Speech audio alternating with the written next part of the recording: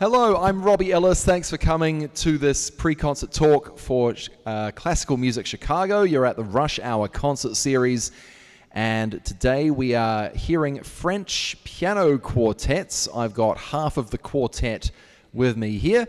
Pianist Victor Santiago Asuncion, who currently has the greatest mismatch between headshot and present-day appearance. If you look at his hair and his headshot in the program.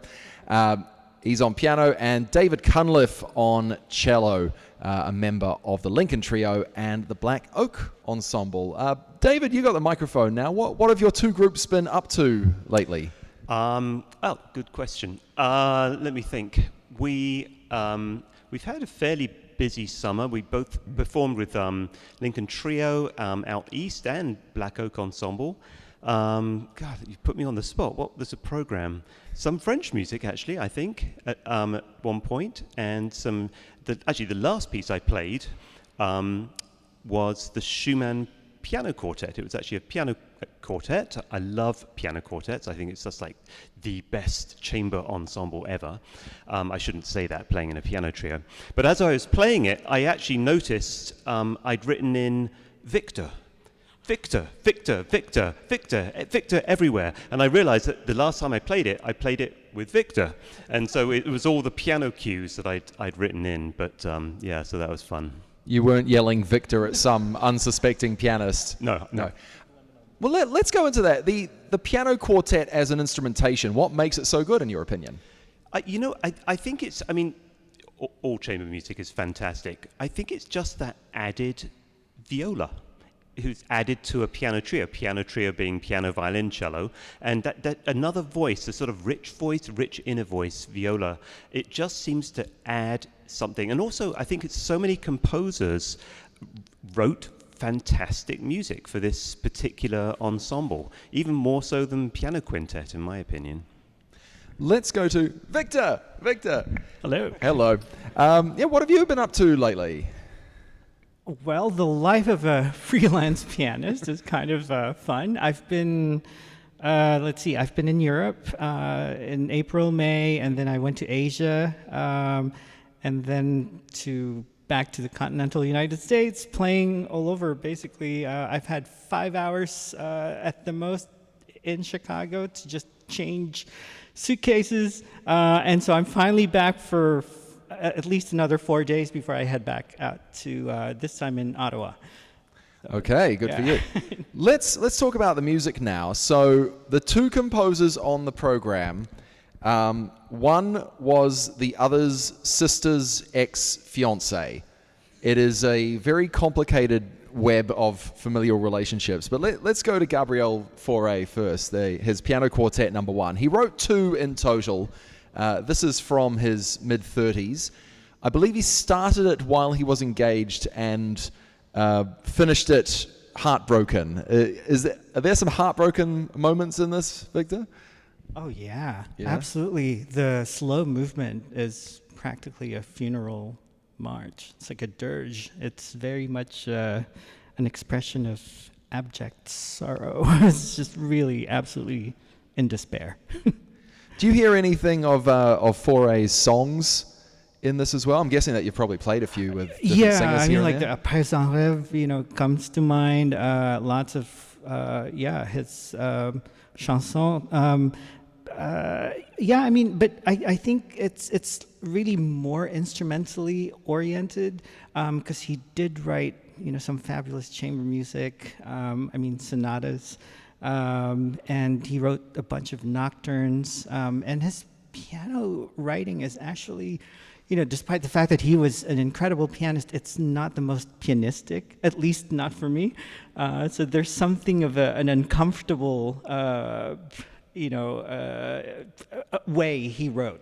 It worked for him, but not necessarily everyone else. Yeah, in a way, sort of like what the way Brahms wrote, and also Rachmaninoff, because they had such so they wrote for their own physical attributes. So for someone like me, I have to kind of like figure it out, just a way to get around it. Whenever I write piano parts, I think they're playable because I'm not that great a pianist. No, people don't complain too much. David, is there a moment in the foray that's just your favorite that everyone should listen out for? Yes, and it is the end of the slow movement. And as Victor was saying, it is almost like a funeral march. But at the end, it's one of my favorite moments in all of chamber music, I think. It's just this transcendental kind of where the piano gets higher and higher, and it's just the most extraordinary changes of key. It's just absolutely magical. So I hope you really enjoy that. So the Gabriel Fauré Quartet is the first on the program, and finishing the program is the composer Louise Héritte-Viardot. She was 19th century French composer. Lots and lots and lots and lots and lots of French composers in that time wrote pieces in a Spanish style. She could get away with it because her mother was Spanish. Pauline Viardot, born Pauline Garcia, absolutely fantastic singer who could deal in multiple languages, sang in Russian and fooled native speakers, even though she was born in Paris. And yeah, this piece it's very distinctly Spanish. Have you played this piece before, and what have been your impressions? I'm embarrassed to say I'd never even heard of the composer before. Yeah. I've heard of Pauline, but not this. Not her daughter. Her daughter, yeah. But it's absolutely delightful music. It's very, very charming. I think actually we're going to reverse the order of those at the program. I don't know, Victor, do you want to? Oh, last minute, a change that I wasn't told of. Thanks. Well, actually, I mean, I think in terms of heft, like musically speaking, I think Fauré is certainly of a more, really, it's actually a lot more musically satisfying or even meaty. It's absolutely meaty. Her music is I actually imagine myself kind of like with a pina colada by a beach, and just really it's like a warm breezy afternoon, and it wonderfully evokes Spanish style, and each one of them is kind of like a representative of the culture of the Spanish as we kind of like stereotypically identify to it. So there's a lot of just very beautiful melodies like the Seranda, and then the Caña is like really a very sad melody, and actually there's a we're trying to figure out what it means. Caña is like baston or a cane. So it could actually mean a cane that you hit someone with, or it's a drink. It's an alcoholic drink. It's got a few different meanings. So right. You can order a beer in Spain by going Yes. una caña, which is just Absolutely. a beer glass. Right. But as what I could tell is caña is also this very particular style of flamenco vocals, Right. like that really wailing, Guttural singing, like a single note with a few Yeah. ornamentations on it. Yeah. It's got roots in Arabic music. Right, and you'll definitely yeah. hear it in the viola and the violin parts. And David and I are kind of like accompanying, like strumming guitars, and so it's really wonderful how she evokes the whole spirit of the Spanish style. Yeah, David, you were saying it's almost improvisational. Yeah, exactly. It's just, I mean, and it's actually quite tricky that part. You've got to be really right on the ball with our little pizzicatos and piano notes. Okay, so to confirm, I didn't get this last minute change, but the Spanish thing, Louise Héritte-Viardot is first, the Fauré is second. If we're allowed, yeah. Yeah. It's your concert. I just get up and talk at 5:45, then I go sit down and I enjoy things. And this is normally the part of the talk where I say what's coming up. I can let you talk about the very next Rush Hour concert right here next week. Right, yes. So I'll be playing the Trout Quartet with the Chicago Piano Quartet plus bass player, and that's going to be next week. As a Lincoln Trio, we've got various projects down the pipeline. I'm sort of very greedy. I play in 2 chamber groups, and the other one's a string trio, and we've got we're going to start recording an album next month of British women composers. So that's our next kind of big thing. I'm guessing there's some Rebecca Clark in the mix. I'm sure she wrote some. You know what? She didn't write any string trios, which That is really surprises me. I know, Yeah. it is very surprising, although she might have done, because her family are sitting on a lot of her music and they haven't published it in Martha's Vineyard. So if you happen to be in Martha's Vineyard, give them a knock on the door and ask them why. All right.